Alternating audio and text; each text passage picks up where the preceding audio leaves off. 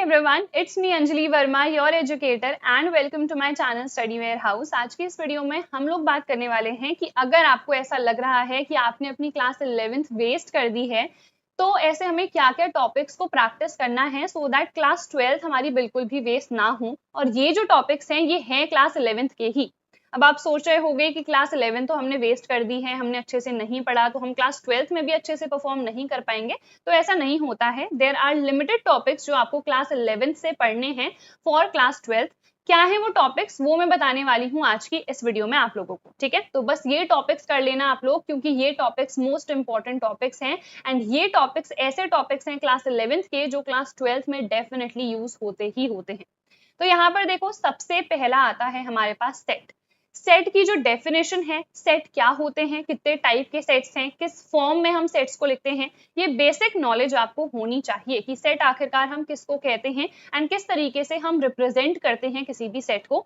This is important, ये काफी use होता है हमारे क्लास 12th में। Then is relation and function, जो बेसिक है वो क्लास 11th में ही है। बच्चों को क्लास 11th का रिलेशन एंड फंक्शन नहीं समझ में आता है, जिसकी वजह से क्लास 12th में जब वो रिलेशन एंड फंक्शन पढ़ते हैं तो उनको नहीं समझ में आता है।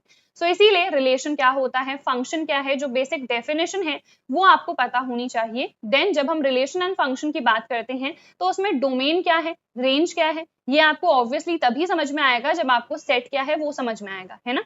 तो डोमेन क्या है, रेंज क्या है, को डोमेन क्या होती है, ये सब आपको पता होने चाहिए, तभी जाके 1 1 ऑन 2 ये जो फंक्शंस हैं ये आपको क्लैरिफाई होंगे कि आखिरकार ये क्या है। ठीक है, तो आई होप ये चीज क्लियर हो गई होगी। ये तीन टॉपिक्स तो सबसे पहले आप लोग कर लेना, दीज आर वेरी इंपॉर्टेंट और ये क्लास 11th के स्टार्टिंग वाले चैप्टर्स में ही आते हैं। ठीक है, तो ये टॉपिक्स तो आपको करने ही हैं। इसके साथ साथ जब आप क्लास 12th की मैथ्स को पढ़ रहे हो तो एनसीईआरटी इज नॉट इनफ, सिर्फ आपको एनसीईआरटी प्रैक्टिस नहीं करनी है, you also have to practise the question banks, क्योंकि क्वेश्चन बैंक्स में ऐसे क्वेश्चंस होते हैं जो कि प्रीवियस ईयर्स में आ चुके हैं एंड जिनकी आगे भी आने की चांसेस काफी ज्यादा रहती हैं। तो इसीलिए it is important that you practice the question bank. बहुत सारे बच्चे कहते हैं कि क्वेश्चन बैंक हम परचेस करें या फिर रेफरेंस बुक।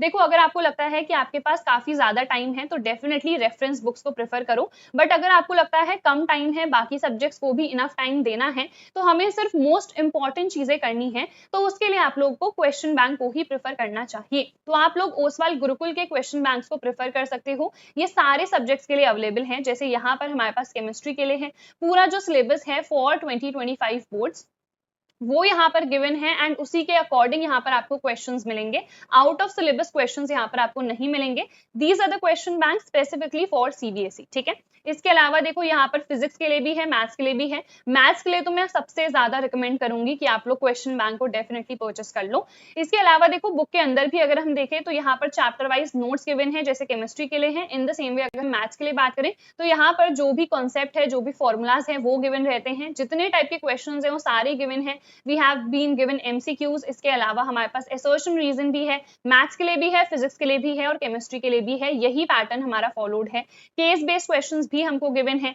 इसके अलावा स्पेसिफिक टाइप के जो क्वेश्चंस होते हैं ना फिजिक्स या केमिस्ट्री में, की डेफिनेशंस हैं, IUPAC nomenclature, reaction based questions, ये सब के सब गिवन है। सैंपल क्वेश्चन पेपर भी आपको गिवन है एंड ऑल्सो जो हमारा 2024 का बोर्ड पेपर था वो भी आपको यहाँ पर मिल जाएगा। तो आई होप यह सारी चीजें क्लियर हो गई होंगी। मैथ्स में हमारे पास स्पेसिफिक टाइप के क्वेश्चंस होते हैं, वेरी शॉर्ट, शॉर्ट, लॉन्ग, ये सब कुछ आपको इन क्वेश्चन बैंक्स में मिल जाएगा। सो जो बाय लिंक है मैं डिस्क्रिप्शन में प्रोवाइड कर दूंगी, आप लोग जाके चेकआउट कर सकते हो। अब आगे देख लेते हैं और हमारे पास क्या क्या टॉपिक्स हैं। तो क्लास 11th के जितने भी ट्रिग्नोमेट्रिक फॉर्मूलाज हैं, cos 2 थीटा तो ये तो मोस्ट इंपॉर्टेंट है। हाफ एंगल फॉर्मूलाज जो होते हैं cos थीटा, ये आपको देखना है कि cos 2 थीटा का अगर फॉर्मूला है 1 - 2 sin स्क्वायर थीटा, सो cos थीटा क्या हो जाएगा 1 - 2 sin स्क्वायर थीटा बाय 2।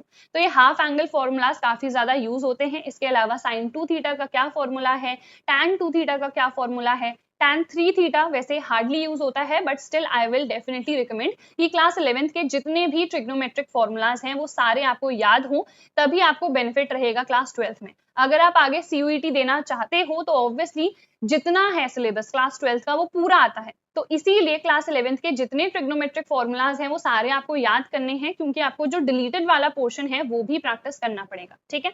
इसके अलावा PMI के ज्यादा क्वेश्चंस तो नहीं है, but there is just one question which is given in matrices.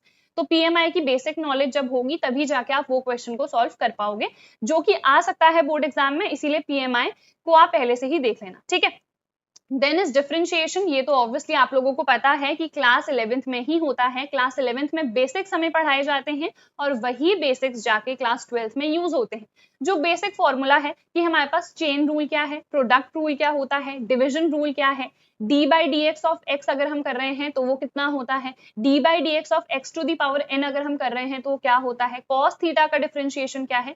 Basic जो फॉर्मूलाज हैं वो आपको पता होने चाहिए, और बाकी जितनी चीजें हैं वो तो आप क्लास 12th में आके कर ही लोगे, ठीक है।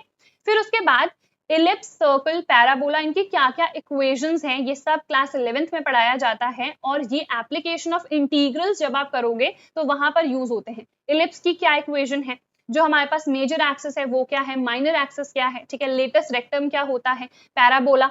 सर्कल की जो इक्वेशन है वो आपको पता होनी चाहिए, और इनके जो ग्राफ्स हैं, ग्राफ्स कैसे प्लॉट करने हैं वो भी आपको आना चाहिए, क्योंकि एप्लीकेशन ऑफ इंटीग्रल्स में हम इनके ग्राफ प्लॉट करते हैं, देन हम एरिया को कैलकुलेट करते हैं, ठीक है। तो आई होप यार ये चीज क्लियर हो गई होंगी। ये सारे टॉपिक्स आपको डेफिनेटली देख लेने हैं। इसके अलावा जो इंपॉर्टेंट PDFs हैं, चाहे प्रीवियस ईयर क्वेश्चन पेपर्स की हो या सैम्पल क्वेश्चन पेपर्स या फिर इवन क्वेश्चन बैंक की, तो वो सब मैंने टेलीग्राम पर डाल दी है। टेलीग्राम नेम है स्टडी वेयर हाउस।